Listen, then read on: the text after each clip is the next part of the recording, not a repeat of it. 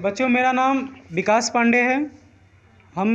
मेरा शैक्षिक स्तर हम बीए, एमए और बीएड किए हुए हैं और आपके सर के ही जैसा कोशिश में लगे हुए हैं शिक्षक बनने के लिए शाकाहार के बारे में। लेकिन आज आप बता सकते हैं बोर्ड पे क्या लिखा हुआ है? हाँ, तो पर्यावरण लिखा हुआ है। तो आप बता सकते हैं कि पर्यावरण क्या होता है? हम बताते हैं पर्यावरण क्या होता है। आपके आसपास जो भी चीज़ें दिखाई दे रही हैं ना, ये जो जिससे आप पूरी तरह से घिरे हुए हैं, है ना, ये सभी पर्यावरण के अंतर्गत आता है। दूर दूर आप जहाँ भी जाते हैं सब पर्यावरण से ही घिरा हुआ है। मतलब ये आपके पहाड़, पेड़ पौधे, आसमान, है ना, सब। नदी भी देखें आप लोग, नदियाँ, और जंगल देखें, जंगल, जंगल। और बताइए, और क्या क्या देखे हैं? और कुछ? अच्छा, ये सभी चीज़ें किसके अंतर्गत आती है? पर्यावरण के अंतर्गत। तो इस तरह से हम लोग भी पर्यावरण में ही हुए ना। आप लोग के घर और भी पर्यावरण में ही है ना। हाँ, तो ये बताइए कि पर्यावरण में हम लोग रह रहे हैं। बहुत अच्छा। तो पर्यावरण आप लोग समझ लीजिए। अभी आप बोले हैं ना कि नदियाँ भी हमको दिखाई देती हैं। जलमंडल, अरे वाह। तो जलमंडल, उसके बाद हवा बहता तो और ठंडा लगता है ना। तो ये जो हवा है किस मंडल? अरे शाबाश, आप तो अच्छा बता रहे हैं।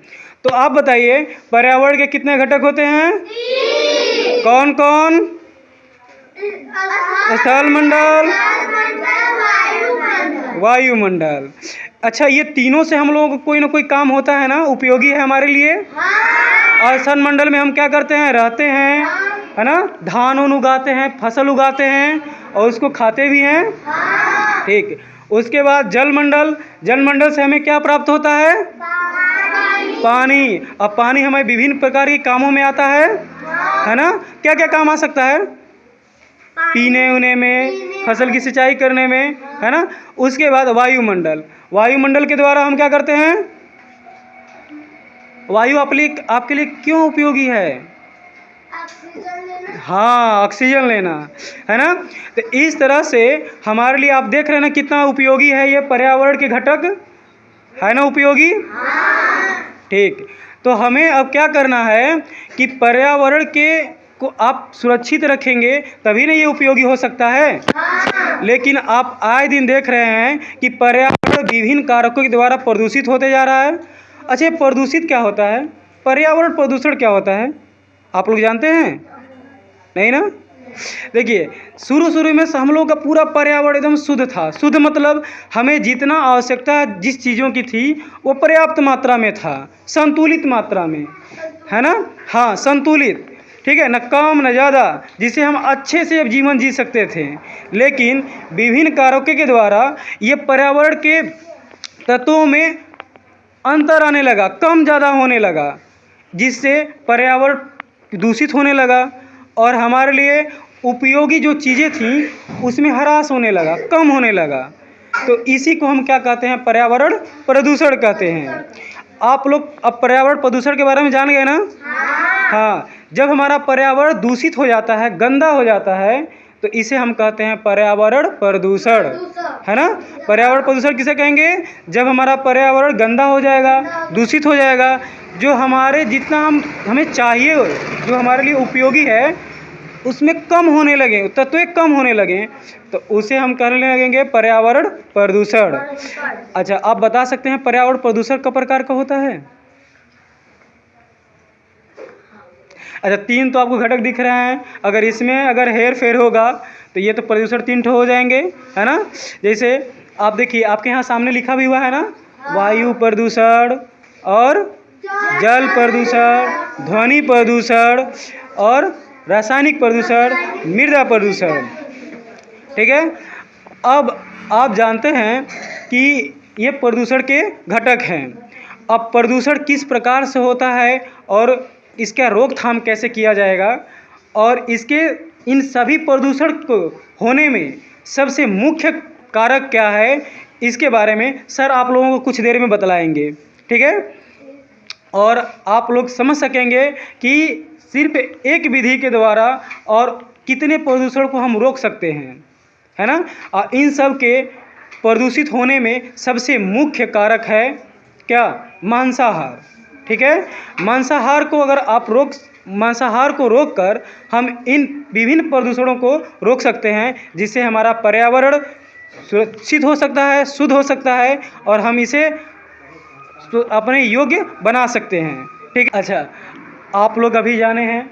अच्छा, वायु प्रदूषण के अंतर्गत क्या आएगा? वायु, आपको नाम से ही पता चला वायु मतलब क्या होता है? अरे वाह, देखिए लड़की सही बताई हैं, बहुत तेज हैं आप। हवा, आप बताइएगा हवा कैसे गंदा हो सकता है? कोई बता सकता है हवा कैसे गंदा होता है? अरे कोई तो बताए। आप रास्ते में जाते हैं तो हवा महकता है, गंदा गंदा, है ना, प्रदूषित होता है ना। कैसे प्रदूषित होता है? कुछ मरने, हाँ, कोई मर जाता है, सब फेंक देते हैं। हाँ, और बताइए, और कचरा फैल जाता है ना, कचरा फैलता है, वही महकता है। महकता है तो वहाँ पे आप सांस ले पाते हैं? नहीं। और आपको अगर कोई वहीं पर खड़ा कर देगा, आप रह पाएंगे? नहीं ना। तो इसी को कहा जाता है वायु प्रदूषण। जो हवा आपके लिए उपयोगी नहीं है, जो हवा गंदा हो जाती है, उसको हम क्या कहते हैं? वायु प्रदूषण। हाँ, वायु प्रदूषण समझ गए ना। तो बताइए, जहाँ गंदा जो फेंका गया रहता है, वहाँ की हवा आप ले पाते हैं? सांस नहीं ले पाते हैं ना। तो आप बताइए, गंदगी फैलानी चाहिए? नहीं ना। लेकिन मान लीजिए गंदगी जो निकलेगा तो उसको कहाँ रखेंगे हम? अरे वाह, आप तो बहुत जागरूक हैं सर जी। आप लोगों को लग रहा है बताए हुए हैं, बहुत आप सही बताए हैं कि हम गंदगी को कहाँ रखेंगे? कूड़ेदान में। गंदगी को कूड़ेदान में रखने से क्या होगा? हवा को भी आप अच्छे ढंग से हवा में फैलने नहीं देंगे ना। गंदगी हवा में फैल पाएगी? नहीं। और आप अच्छे से सांस भी ले पाएंगे ना।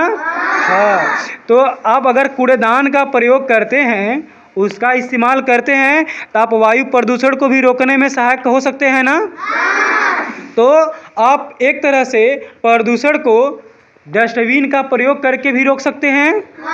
हाँ, तो आप लोग इसका उपयोग कहाँ करते हैं? कूड़ेदान में। हाँ, तो कूड़ेदान का प्रयोग कहाँ करते हैं? स्कूल में होता है? हाँ। स्कूल में होता है। देखिए, घर भी होता है, एकदम सही, आप सही बोले हैं। और आप सभी को भी करना चाहिए, घर पे भी, है ना। आप लोगों को घर पे भी कूड़ेदान का प्रयोग करना चाहिए। तो आप बताइएगा, अब इस कूड़ेदान के प्रयोग करने से एक चीज़ और फायदा होगा। अब जो गंदगी फेंका गया होता है जिस जगह पे, वो जगह भी खराब हो जाता है ना। अगर वहाँ पे कुछ भी आप अच्छा काम तो कर नहीं सकते हैं, क्योंकि वो गंदा हो चुका होता है ना। तो आप उस गंदगी को डस्टबिन में रख देंगे तो उस जगह को भी बचा सकते हैं। तो इस तरह से हम मृदा प्रदूषण को भी रोक सकते हैं। बहुत बढ़िया। अब कुछ ऐसी गंदगी होती है जिसे लोग पानी में फेंक देते हैं, है ना। पानी में बहा देते हैं, और गंदगी के साथ साथ और भी कुछ कचरा फेंका जाएगा पानी में। हाँ, कूड़ा उड़ा, जिससे क्या होता है कि पानी गंदा हो जाता है, पानी दूषित हो जाता है। और पानी का दूषित होना ही क्या कहलाएगा? जल प्रदूषण, है ना। जल का दूषित होना ही क्या कहलाता है? जल प्रदूषण, है ना। तो आप बताइए, किन किन विधियों के द्वारा, कुछ आप तो देखे होंगे ना कि पानी कैसे गंदा होता है, प्रदूषित होता है। तो बताइए, पानी कैसे प्रदूषित होता है? जब हम कचरा को ले जाकर पानी में फेंक देते हैं, है ना। और आप तो मान लीजिए गांव में ही देख रहे हैं, शहरों में भी क्या होता है कि औद्योगिक जितने भी शहर हैं, उस औद्योगिक कारखानों से निकलने वाला जितना भी गंदा पानी होता है, उसको लोग नदियों से जोड़ दे रहे हैं, है ना। जितना औद्योगिक कचरा पानी रहता है, गंदा पानी रहता है, वो नदियों से जाके जुड़ जाता है। और नदी में आप लोग गंगा जी नहाने जाते हैं? तो गंगा जी में नहाते हैं ना। और वही कारखाना का गंदा पानी जब आएगा और उसी को आप हर हर गंगे करके नहाएंगे, तो आप तो बीमार हो जाएंगे ना। हाँ, तो सोच लीजिए कि जल प्रदूषण से कितना आपको हानि हो रहा है। है ना। ये कारखाने के पानी आकर गंदा, जिसे बहुत सारा गंदा पानी जो होता है इस आके इसमें मिल गया, एक ये भी कारण है। और कुछ लोग देखे होंगे कि सारा कचड़ा वचड़ा ले जाकर किस में डाल देते हैं, नदियों में डाल देते हैं, है ना। इससे भी पानी क्या हो जा रहा है, गंदा हो जा रहा है, गंदा हो जाता है। तो हमें इसे भी रोकना है, हमें पानियों को हमेशा शुद्ध रखना है, कचड़े को उचित जगह पे फेंकना है, हाँ उसको नष्ट करना है। इस प्रकार से हम जल प्रदूषण को भी रोक सकते हैं। और उसके बाद अब हम लोग बात करते हैं प्रदूषण हमें जो भी हमारे लिए उपयोगी नहीं है, है ना, जिसके द्वारा हमारा पर्यावरण उपयोगी नहीं है, जिससे हमें हानि होती है, उसे हम प्रदूषण कहते हैं। कुछ आप देखे होंगे कोई आवाज़ जो होता है हम सुनते हैं तो झूमने लगते हैं, है ना। कोई आवाज़ हम सुनते हैं तो झूमने लगते हैं, अच्छा लगता है, सुनने का मन करता है। जैसे कौन सा आवाज़, गाना आप लोग सुनते हैं तो झूमने लगते हैं ना।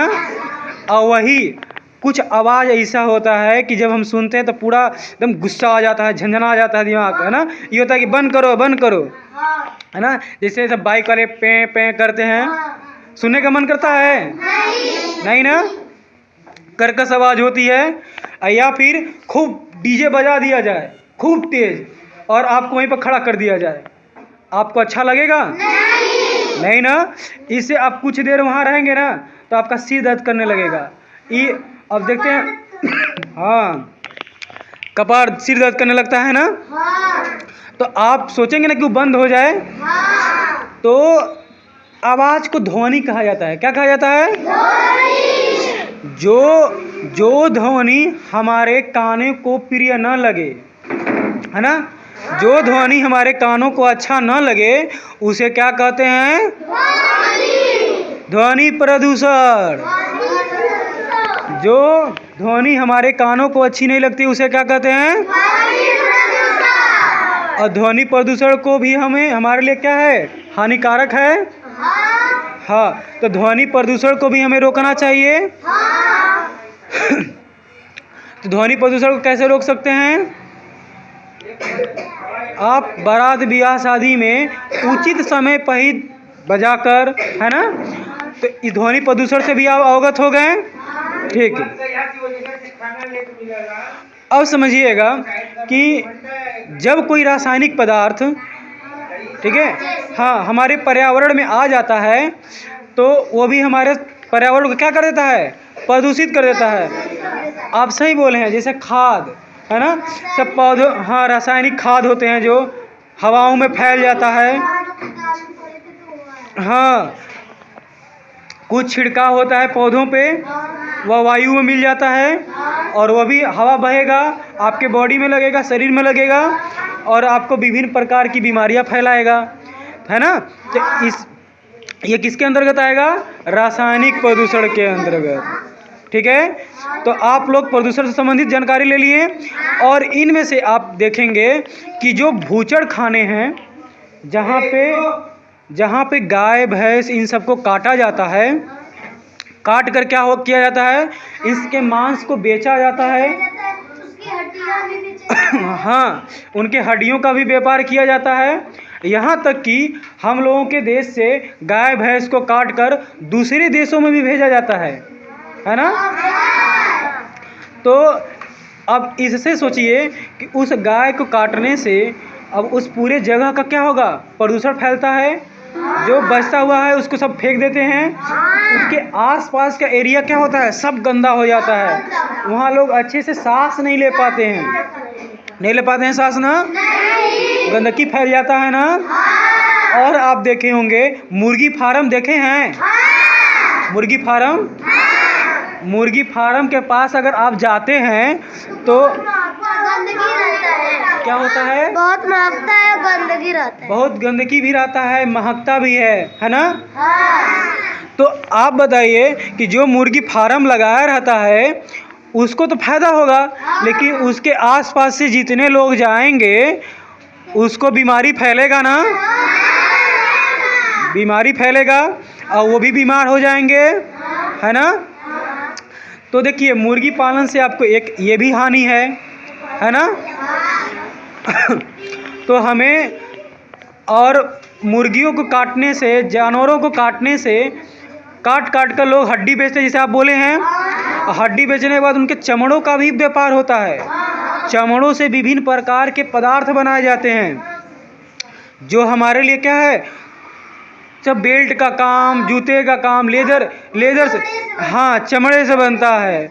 और चमड़े को क्या किया जाता है, आर्सेनिक से धुला जाता है ना। और धीरे धीरे और जितना भी सब गंदा पानी रहता है नदी में बहवा दिया जाता है ना। इससे उसमें नहाने वाले, चाहे उससे सिंचाई किया जाएगा, है ना, खेतों में पानी आएगा, उससे जो पौधा निकलेगा उसमें भी उसका कुछ अंश पाया जाता है, जिसे हम खाकर बीमार पड़ जाए। तो इस प्रकार हम आप लोगों को बताएं कि प्रदूषण किन किन कारणों से होता है। आप लोग बताएं कि कूड़े कचरे को डस्टबिन में फेंकना चाहिए। लेकिन बताइए कि डस्टबिन कितने प्रकार के होते हैं? 4, 2, और कोई बताए? आपके विद्यालय में कितना डस्टबिन है? 3 डस्टबिन है। कौन कौन से रंग का है? हाँ, एक नीला है, एक हरा है और एक, हाँ।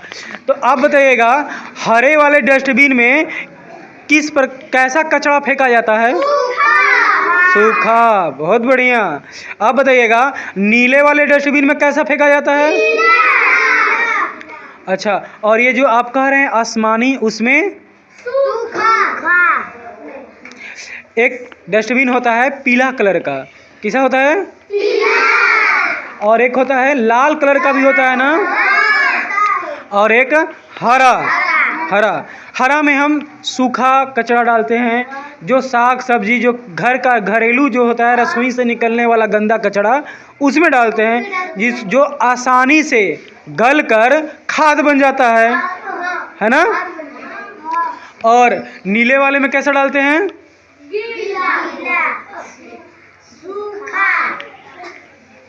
ऐसे जैसे प्लास्टिक हुआ, जिसको हम आसानी से रिसाइकल कर सकें, उसको फिर से पुनः फैक्ट्री में चाहे किसी प्रकार से उसको फिर से उपयोग में लाया जा सके, है ना।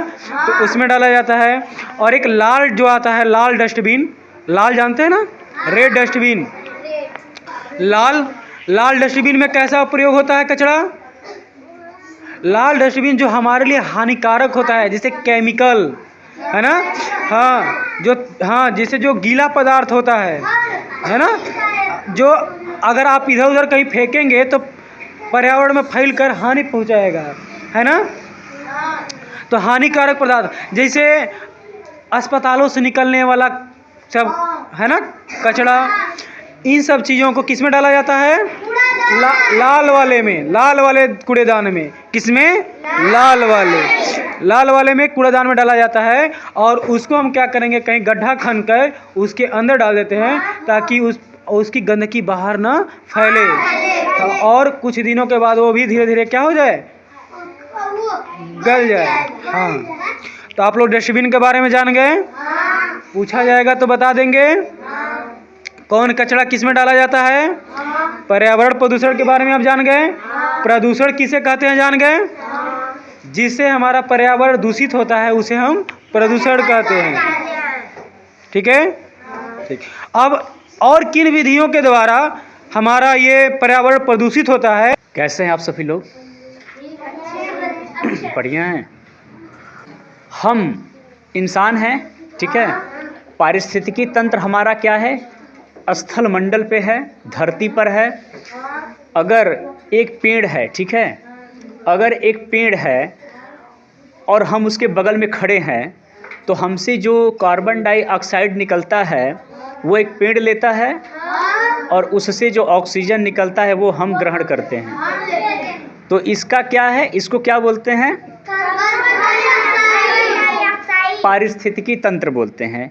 ये जो सिस्टम है, हमने उसको दिया, उसने मुझे दिया, तब हम एक दूसरे पर सरवाइव करते हैं। पारिस्थितिकी तंत्र।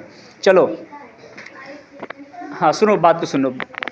अब समझो बात को कि हम इंसान हैं, मांसाहारी भी होते हैं और शाकाहारी भी होते हैं, ठीक है। इंसान क्या होता है, मांसाहारी भी होता है और शाकाहारी भी होता है। तो हमको एक बात समझना होगा कि जो मांसाहारी परिवार होता है बच्चा, वो प्रतिदिन शाकाहारी परिवार से ज़्यादा खपत करता है, ज़्यादा नाश करता है, विनाश करता है।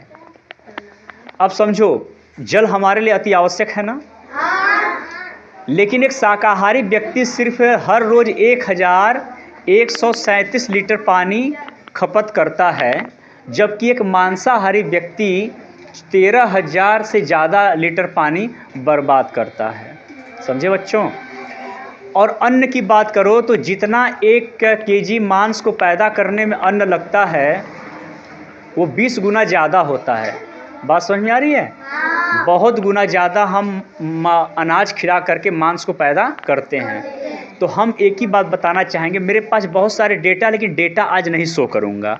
बस एक ही चीज़ बताना चाहूँगा कि जो मांसाहारी लोग होते हैं वो शाकाहारी लोगों के मुकाबले 14 गुना पानी बर्बाद करते हैं और उनके 20 गुना ज़्यादा अन्न बर्बाद करते हैं। जितना शाकाहारी व्यक्ति अन्न खा के जी लेगा, उसका 20 गुना ज़्यादा मांसाहारी व्यक्ति अन्न बर्बाद करता है। क्यों? इसलिए क्योंकि वो मांस खाता है, मांस खाता है। और जो मांस कहाँ से पैदा होता है बच्चों? जानवर से तो आता ही है, लेकिन उस जानवर को बड़ा करने के लिए ज्वार, मक्का, बाजरा, ये सब चीज़ें खिलाई जाती हैं। उनको बहुत ज़्यादा खिलाएंगे तब जाकर के 1 किलो मांस आता है। 1 किलो मुर्गा है तो उसको 3.5 किलो, 3.2 किया जाता है। तो मतलब ये है कि ज़्यादा अन्न बर्बाद करके हमको मांस मिलता है। तो दुनिया भर में जो भूखमरी से लोग ग्रसित हो रहे हैं, मर रहे हैं, शिकार हो रहे हैं, उसका सबसे बड़ा कारण क्या है? मांसाहार। तो हमें ये समझना होगा बच्चों कि हम अगर पृथ्वी और प्रकृति को बचाना चाहते हैं तो हमें मांस को त्यागना होगा, शाकाहार को ग्रहण करना होगा। ठीक है? चूँकि मैंने क्या बताया, एक चीज़ और जान लो कि जब मांस का उत्पादन किया जाता है तो उसमें शहद से लेकर के, दूध से लेकर के और भी चीज़ें, जैसे मांस, चमड़ा, है ना, मांस, चमड़ा और भी चीज़ें पैदा होती हैं। ठीक है? तो उसमें क्या होता है पता है? उसमें हम गैसें पैदा करते हैं, क्योंकि जानवर के शरीर से क्या निकलता है? गैस। वो गैस खतरनाक होती है। वो गैस जब वायुमंडल में जाती है तो वो किरणों को ग्रहण करती है, सोखती है। ठीक है? तो वो जो रेस को लेती तो वो गर्मी फैलाती है, और गर्मी फैलाती तो हमारा भूमंडल क्या होता है? गर्म होता है। और जो गैसें निकलती हैं पशुपालन में, उसका नाम है green house gas. Green house gas, green house gas. हाँ, बहुत बढ़िया, बहुत बढ़िया। तो ग्रीन हाउस गैस जो होता है, 4 गैसें मुख्य होती हैं। कार्बन डाइऑक्साइड यानी कि CO2, नाइट्रस ऑक्साइड यानी N2O, और मीथेन यानी CH4। मीथेन, नाइट्रस ऑक्साइड और कार्बन डाइऑक्साइड, ये इतनी खतरनाक गैसें हैं बच्चों कि जब पशु उद्योग से निकलती हैं तो गर्म होती हैं और वायुमंडल को प्रभावित करती हैं। पृथ्वी को क्या करती हैं? गर्म करती हैं। जब पृथ्वी गर्म होती है तो ग्लेशियर यानी हिमखंड क्या होते हैं? हिमखंड पिघलते हैं। जब हिमखंड यानी बर्फ़ के चट्टान जब पिघलेंगे तो सारी पृथ्वी में पानी ही पानी हो जाएगा, क्योंकि बर्फ़ पिघलेगा तो क्या देगा? पानी। ठीक है ना? तो ये होता है ऐसे। तो ये छोटा सा मैंने आंकड़ा बताया कि जो शाकाहारी परिवार है वही प्रकृति का सबसे बढ़िया मित्र है, और मांसाहार जो ज़्यादा करता है वो प्रकृति के विनाश में सहयोग करता है। चलो, ये तो बात ख़त्म। ये आंकड़ा मैंने छोटा सा बताया आपको। आंकड़े बहुत बड़े हैं, लेकिन मैंने आपको सामान्य समझ की बात बता दी। ठीक है? ये आंकड़े मैं आपको टोटल नहीं बताऊंगा, लेकिन अब बताता हूं कि जो हम अंडा ग्रहण करते हैं, जो हम मुर्गी ग्रहण करते हैं, खाते हैं, चिकन वगैरह खाते हैं, पता करते हैं कि वो कैसे आता है। ऐसा तो है नहीं कि कोई पौधा है जो मांस पैदा करता है, कोई पौधा है जो मुर्गी और अंडा पैदा करता है, ऐसा तो होता नहीं है। जो भी ये मांस पैदा होता है वो जानवरों, जीवों और पक्षियों से आता है, और उनमें क्या होता है? जान। जैसे हमारे अंदर जान है, उसके अंदर भी जान होता है। तो जीव हत्या महापाप और अहिंसा परमो धर्मः, ये बताओ बच्चों, मुर्गे आप लोग कितने प्रकार के देखते हैं अपने कॉलोनियों में? 2 प्रकार के ना। एक तो आप देखते होंगे सुनहरे कलर का होता है, गोल्डन कलर का, वो देसी मुर्गा होता है। और एक होता है सफ़ेद रंग, वो विदेशी प्रजाति, वो ब्रॉयलर प्रजाति होती है। बेटा सुनो, ब्रॉयलर प्रजाति, सफ़ेद वाला क्या होता है? ब्रॉयलर प्रजाति। तो वो ऐसा है बेटा कि वो 10 से 12 साल जीता है। जो मुर्गा 10 से 12 साल जीता है उसको हम 1.5 से 2 महीने में काट देते हैं बड़ा करके। वो कैसे बड़ा होता है? उसको हम बहुत ज़्यादा प्रोटीन वाले दाने खिलाते हैं और उसके जो फार्म होते हैं उसमें इतने ज़्यादा लाइट लगाते हैं कि उसको लगे कि दिन है, सोना नहीं है और खाना है। उसके सामने उसके कटोरे में उसके दोने वाले जो पात्र होते हैं उसमें बहुत ज़्यादा दाने रखे जाते हैं, मक्का, ज्वार, बाजरा जो भी वो खाते होंगे। तो उसको क्या करते हैं? खाते हैं। वो दिन रहता है, मतलब दिन भर प्रकाश रहेगा। उनको लगता है रात हुआ नहीं, खाते रहो। और उनको इंजेक्शन और भी तमाम चीज़ों के माध्यम से क्या किया जाता है? बड़ा किया जाता है। तो 1.5 महीने में जो चूजा बड़ा हो जाता है, जो बच्चा है वयस्क दिखने लगता है, हड्डी कमज़ोर रहता है, खड़ा नहीं हो पाता, बस उसका मांस बड़ा रहता है। तो उसको बहुत पीड़ा होती है, लगता है कोई उस पर भार लाद दिया है। वो तड़प के जीता है, फिर पोल्ट्री फार्म से निकल करके दुकानों पर जा कर के कट जाता है। तो आप देख पाते हैं कि वो बेचारे का जीवन हम क्या कर दिए? नरक बना दिए। हम उसका मांस खाने के लिए 12 साल जो बच्चा चलता, मौज करता, जैसे आप लोग मज़े करते हो, वो बच्चा 12 साल में जी करके क्या हो गया? 1.5 महीने में मर गया बेचारा। उसके जिम्मेदार कौन है बेचा बताओ? हम लोग हैं ना, क्योंकि हम लोग जा कर के उससे आशा करते हैं। तो हमें अगर उनकी पीड़ा समझ में आती है तो हमें क्या करना होगा? मांस नहीं खरीदना है।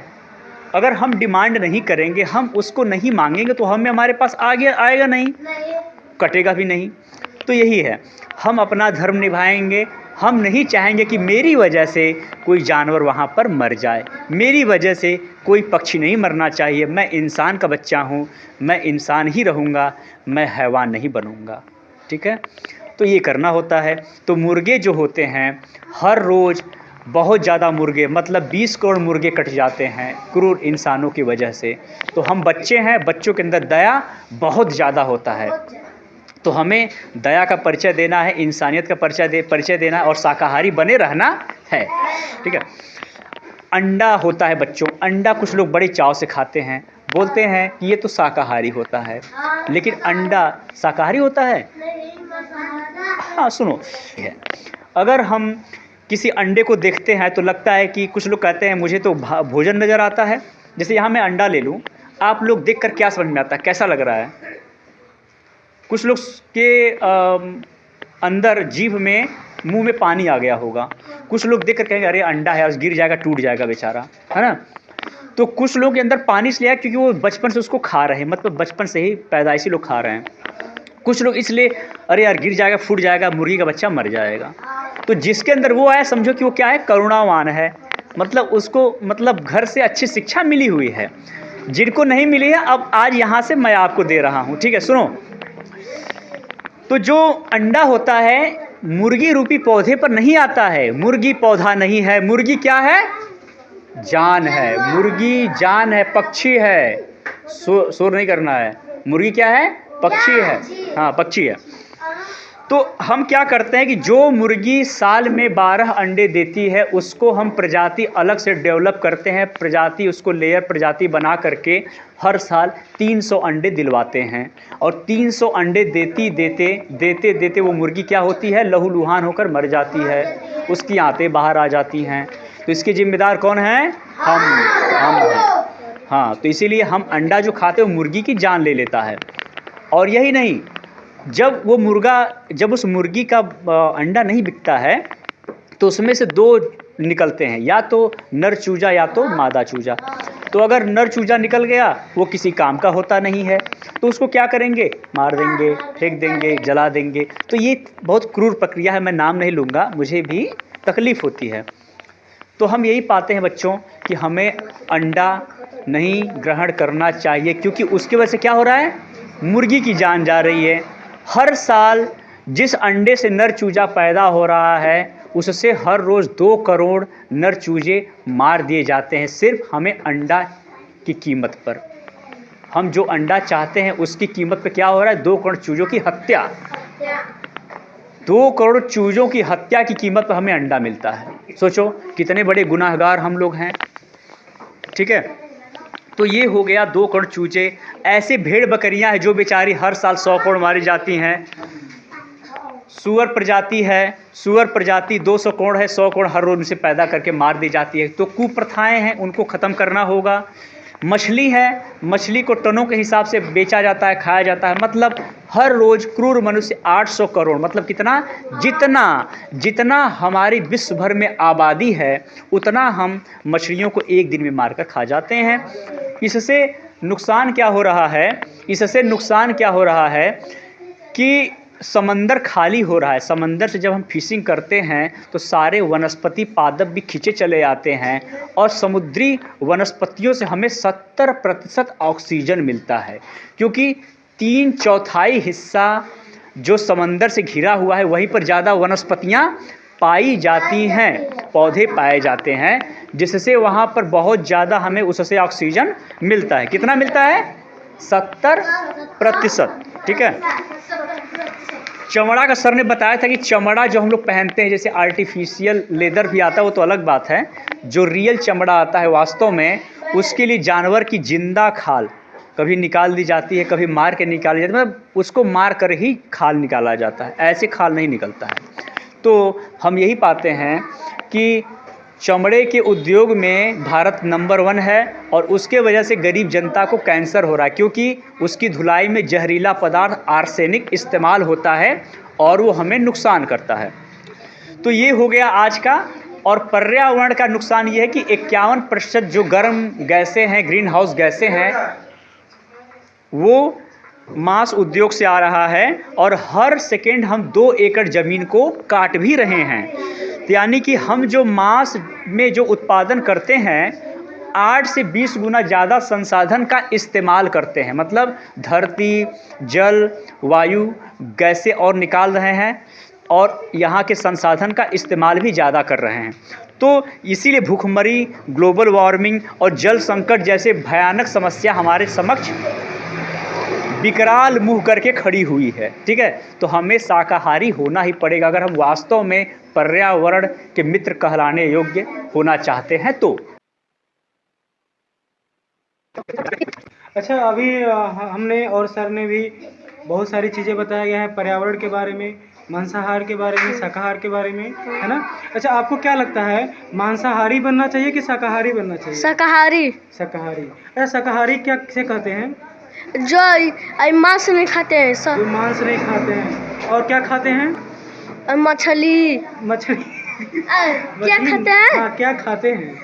दाल, हाँ, भात, हाँ, सब्जी, मतलब वह चीज़ जो पौधों से मिलता है ना।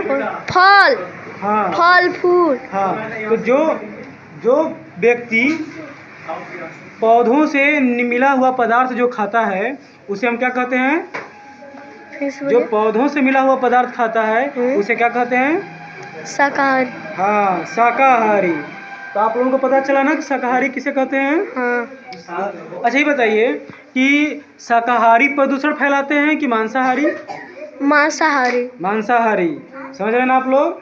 शाकाहारी क्या करते हैं? शाकाहारी क्या होते हैं? प्रदूषण के, पर्यावरण के मित्र होते हैं ना। अभी बताते ना सर। हाँ। कि कैसे होते हैं? क्योंकि वो मांसाहार का उपयोग नहीं करेंगे तो फिर पर्यावरण प्रदूषित नहीं होगा। जब प्रदूषित नहीं होगा तो पर्यावरण के क्या कहलाएंगे? मित्र कहलाएंगे। अच्छा, ये बताइए प्रदूषण कब प्रकार का होता है? अच्छा, प्रदूषण जानते हैं ना किसे कहते हैं? बताया था ना।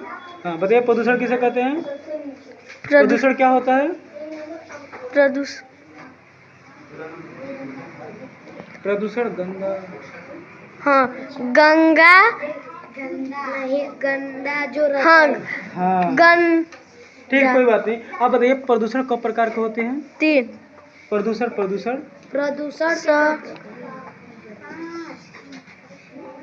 5।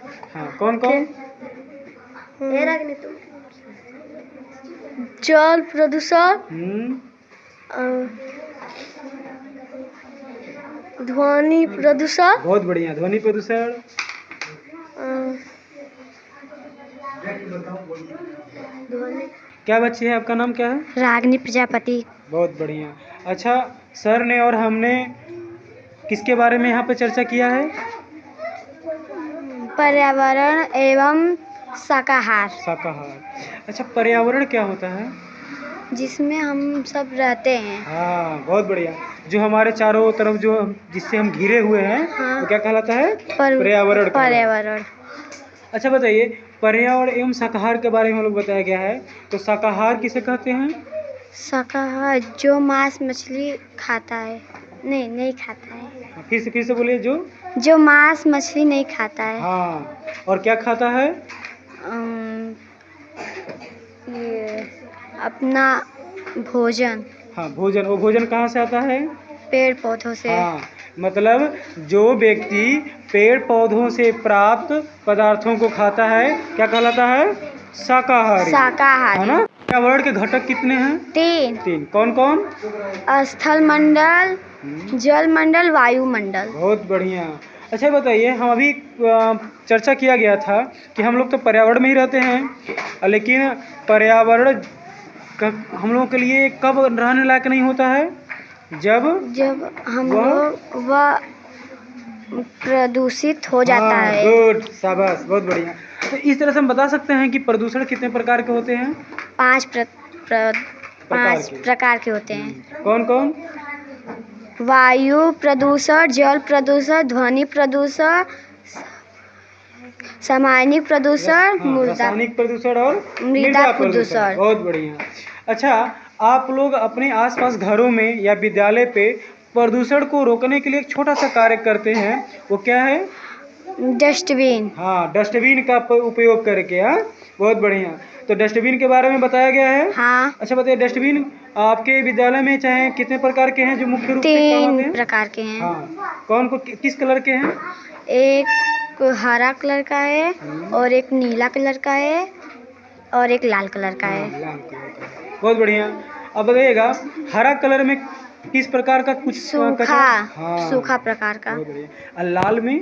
और लाल में गीला प्रकार का। हाँ, गीला, जो हमारे लिए हानिकारक जहरीली होती है ना, रासायनिक चीजें जो गीला होता है उसी में डाल दिया जाता है। हाँ, बहुत बढ़िया। अच्छा, ये क्या आप नाम फिर से बताइए? फिर से नाम बताइए। नीला। हाँ, नीला।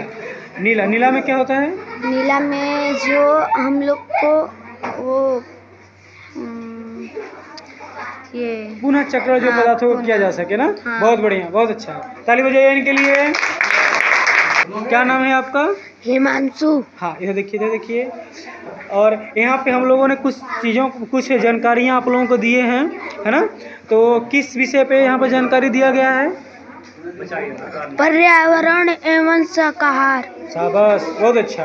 अच्छा, ये बताइए, पर्यावरण बता सकते हैं पर्यावरण किसे कहते हैं? घर को, ये जिसमें हम रहते हैं। जिसमें हम लोग रहते हैं। हमारे आसपास सारा घिरा हुआ चीज क्या है? पर्यावरण। हाँ, पर्यावरण। तो पर्यावरण के घटक कितने होते हैं? 3। कौन कौन? स्थल मंडल, जल मंडल, वायुमंडल। बहुत बढ़िया। अच्छा, आप बताइए बाबू, पर्यावरण जब हमारे रहने लायक नहीं होता है तो हम लोग क्या कहते हैं उसको? कि दूषित हो गया ना, है ना? तो पर्यावरण, अच्छा, तो प्रदूषण किसे कहते हैं? वायु प्रदूषण, जल प्रदूषण, ध्वनि प्रदूषण, रासायनिक प्रदूषण, मृदा प्रदूषण। हाँ, ये सब क्या है? प्रदूषण के घटक है ना, इतने प्रकार के होते हैं। अच्छा, आप अपने आसपास प्रदूषण को रोकने के लिए क्या क्या करते हैं? साफ सुथरा रखते हैं। और साफ सुथरा, और जो कचरा होता है उसको कहाँ फेंकते हैं? कूड़ेदान में। बहुत बढ़िया। आप घर पे कूड़ेदान का यूज करते हैं? बहुत अच्छा। जहाँ भी रहिए, घर पे या स्कूल पे, आप जब भी कचड़े फेंकने का क्या करेंगे? कूड़ेदान का उपयोग करेंगे। ठीक है, बहुत बढ़िया। ताली बजाइए इनके लिए। आप सभी लोगों को कैसा लगा? बहुत बढ़िया। आप लोगों ने जानकारियाँ भी प्राप्त की? बताइए, किस विषय पर जानकारी मिला है? हाँ, अच्छा, एक साथ आप लोग बताइएगा कि शाकाहार किसे कहते हैं? हाँ, जो मांस मछली मांस, हाँ, इसे क्या कहते हैं? बहुत बढ़िया, बहुत बहुत धन्यवाद। आप लोग बहुत अच्छा साथ दिए और आशा करते हैं कि आप लोग कुछ न कुछ हम लोगों से सीखे भी होंगे, और आपके सर लोग को भी बहुत बहुत धन्यवाद।